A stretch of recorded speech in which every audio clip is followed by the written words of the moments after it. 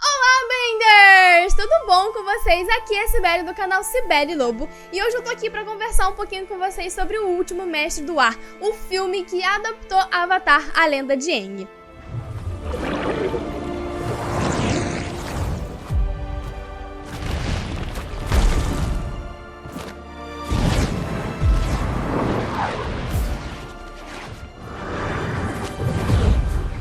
Tal como qualquer outra adaptação cinematográfica, O Último Mestre do Ar faz várias mudanças para contextualizar a história dentro de um período de tempo. No entanto, os fãs estão sempre curiosos para saber as maiores diferenças entre o material adaptado e o material original. Então no vídeo de hoje eu vou listar para vocês quais foram as maiores mudanças que o filme teve em relação à série animada da Nickelodeon. Mais um aviso, esse vídeo aqui vai ser o mais neutro possível. A gente tentou não fazer nenhum julgamento de se o filme foi bom ou se o filme foi ruim. Mas, se vocês quiserem o julgamento do filme, entendeu? O veredito do filme, eu vou convidar vocês a irem lá no meu canal para poder ver a minha crítica desse filme com vários spoilers, onde eu falei tudo o que eu achei do filme, que eu nunca tinha assistido antes. Assisti agora pra poder gravar esses dois vídeos. Então eu espero que vocês gostem. O link vai estar aqui embaixo. Aqui embaixo não, aqui em cima nos cards e aqui embaixo no box da descrição. Então vamos começar com as alterações nos personagens. Lembrando que esse vídeo vai ter spoiler do filme, então se você não assistiu o filme ainda, deixa o seu like no vídeo e depois você sai do vídeo pra não pegar nenhum spoiler.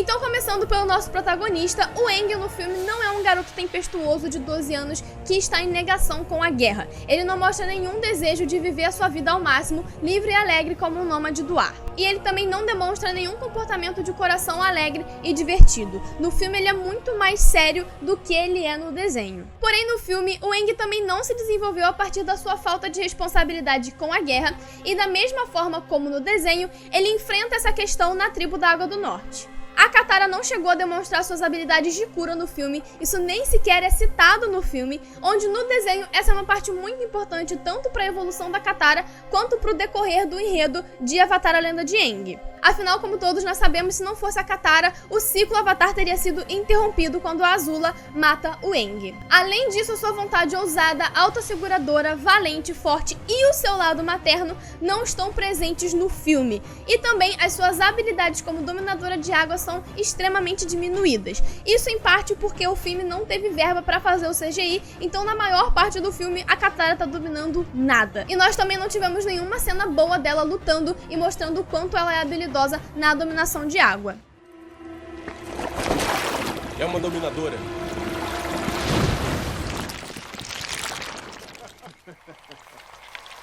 Katara. A caracterização e descrição do Sokka ficou mais próxima do que nós vemos nos episódios do Jato e possivelmente do Bato da Tribo da Água. Ele teve alguns momentos engraçados no filme, porém a sua personalidade é muito mais séria, de nível e responsável. No entanto, a sua inteligência como estrategista e a sua responsabilidade pela segurança da sua aldeia não é muito explorado no filme. Inclusive, existe uma cena que foi excluída do filme que demonstra as habilidades como guerreiro do Sokka. Isso teria justificado a escolha do Paco para que o Sokka fosse o acompanhante da Yue em todos os momentos. Deixa comigo. Eu serei esse guarda. Nada vai acontecer a ela. Desconfiei que seria voluntário. Além disso, seu comportamento sarcástico, pessoal e espirituoso fez muita falta no filme. O status de anti-herói do Zuko foi feito com muito menos sutileza no filme do que no desenho. Ao invés desse status de anti-herói ter sido revelado gradualmente como foi no desenho e ter destacado o momento em que esse status se confirma quando o Zuko se volta contra o Ozai e se une à equipe do Aang, no filme, o Shyamalan resolveu adiantar todas essas questões pessoais do Zuko, muito provavelmente, a gente tá chutando isso daqui, por causa das controvérsias de whitewashing do filme. Já que o Zuko foi interpretado por um ator indiano que é de uma minoria étnica que sofre muito preconceito nos Estados Unidos, e os protagonistas do filme que não são brancos no desenho passaram a ser brancos no filme, no caso, o Sokka e a Katara. Eu sou o Príncipe Zuko, filho do Senhor do Fogo Ozai e herdeiro do trono. O Ozai não está escondido durante o filme, assim como ele está escondido durante a primeira temporada do desenho. No filme a gente vê ele logo de cara e nós temos várias cenas com ele. Inclusive, o Cliff Curtis afirmou que o Ozai seria um pouco parecido com o personagem Darth Vader dessa franquia. Don't make me destroy you. Sim, ele teve a audácia de falar isso. E eu nem acreditei quando eu li que ele leu essa frase, porque... Você viu o filme.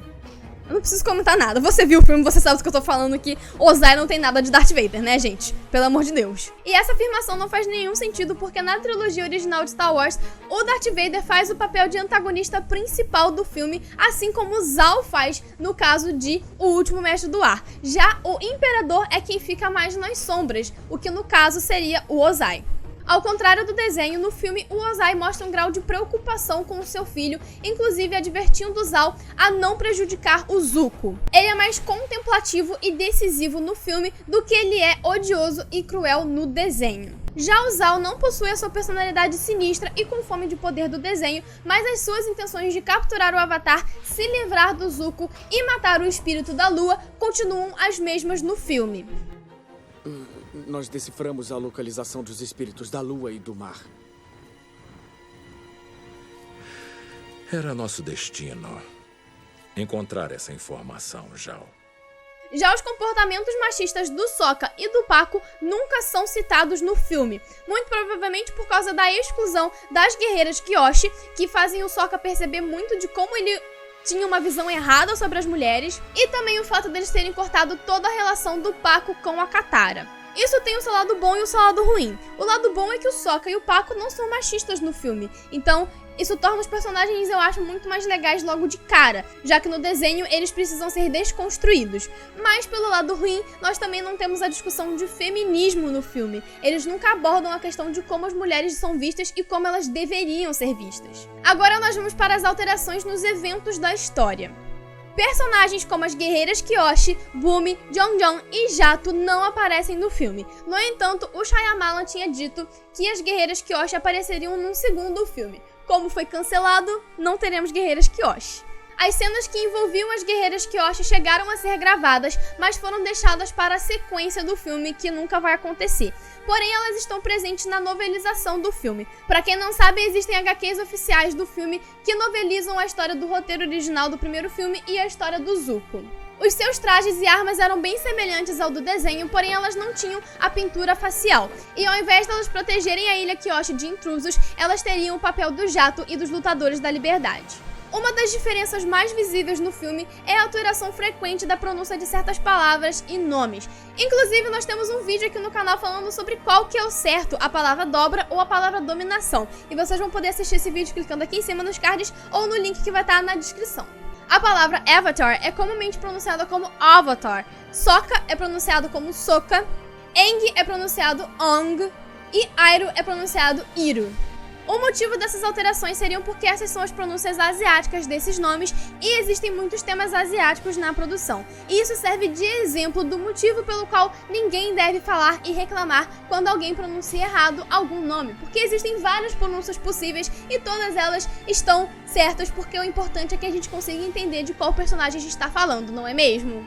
Outra diferença importante é o tom geral do filme em relação ao tom do desenho. O livro 1 do desenho é um livro bem mais cômico e bem mais leve, enquanto o filme é bem mais pesado e sombrio. O tema principal do desenho é a jornada de um garoto que percebe a responsabilidade que ele tem para salvar o mundo e de que ele não vai conseguir realizar essa tarefa sozinho e vai precisar da ajuda dos seus amigos. Já no filme, o maior conflito do Aang é a sua incapacidade de dominar a água sem perder o controle.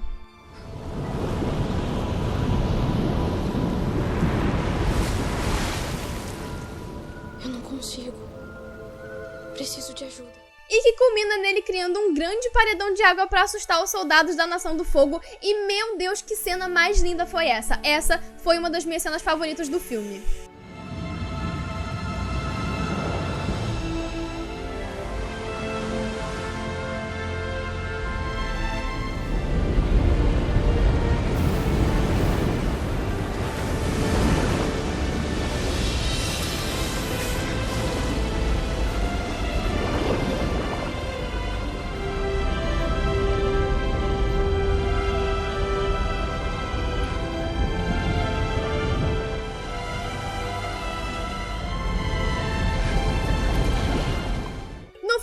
é mostrado com algumas colegas meninas no Templo do Ar, porém no desenho homens e mulheres viviam em templos separados.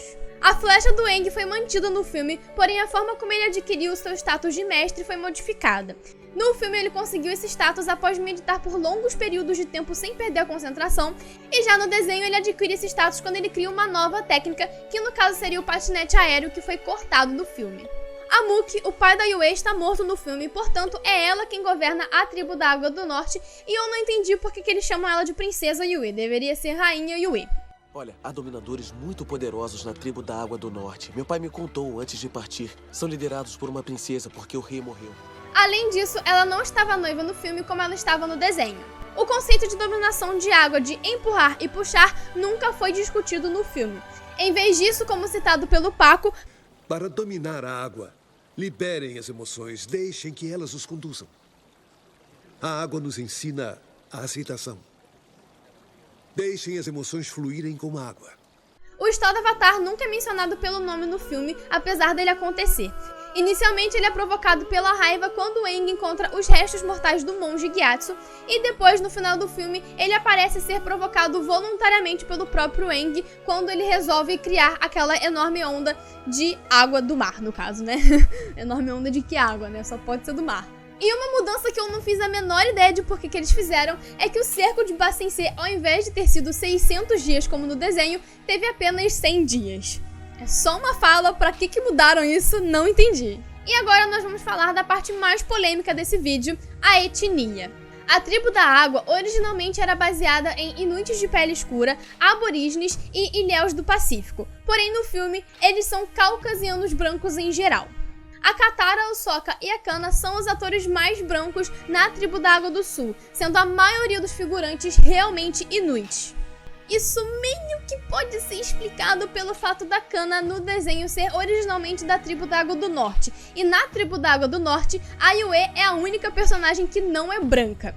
Porém, no desenho, nem a tribo da Água do Norte, nem a tribo da Água do Sul é de maioria caucasiano branco, então essa modificação não faz o menor sentido pra mim, essa explicação também não conta pra mim porque ela nunca foi dita no filme. E o que vale pra mim é o que foi dito no filme, não adianta o diretor vir explicar depois, porque o que importa é o que a pessoa tá recebendo na tela, nem todo mundo vai procurar entrevista com o diretor pra entender o filme. O Shyamalan, inclusive, defendeu o seu ponto de vista num documentário com os criadores da série, alegando que a alteração teria sido uma sugestão do Mike e do Brian, onde o mundo Avatar seria movido para o nosso mundo real por localização geográfica, e o local que estaria mais ou menos na mesma posição geográfica que a tribo da Água do Sul seria o Alasca. Mas pasmem, a população nativa do Alasca não é branca, Shyamalan, não é branca, Mike, não é branca, Brian. Essa foi a desculpa mais esfarrapada que eu já ouvi na face da Terra, porque tipo, basta a pessoa pesquisar nativos do Alasca e ela vai ver que os nativos do Alasca não são brancos. Nem quero comentar mais sobre esse assunto porque isso me dá uma raiva enorme. Eu odeio desculpa esfarrapada, gente. A Nação do Fogo, originalmente inspirada no Sudeste Asiático, agora é representada por atores com uma herança étnica do Sul da Ásia, do Mediterrâneo e do Oriente Médio. Isso principalmente por causa do ator Dev Patel, que é um ator indiano nascido no Reino Unido que interpreta o Zuko. O Reino da Terra ainda é baseado no leste asiático em geral, mas existe uma aldeia africana que é mostrada brevemente em uma cena excluída.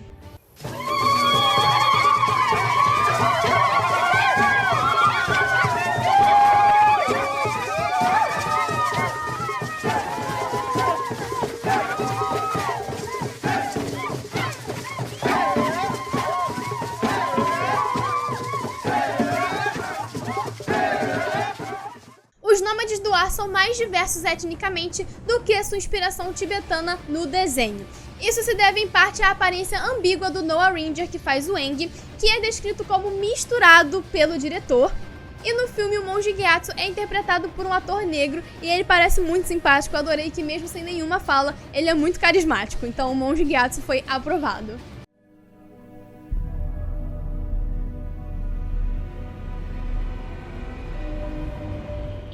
Uma das grandes mudanças do filme é o fato dos dominadores de fogo não poderem produzir o seu próprio fogo, mas sim dominar um fogo de alguma fonte próxima. Isso também foi uma sugestão assim brilhante do Mike e do Brian, que disseram se arrepender por não ter feito dessa forma no desenho. Porém, isso não se aplica a dominadores de alto nível como o Iroh e provavelmente também a Azula e o Ozai.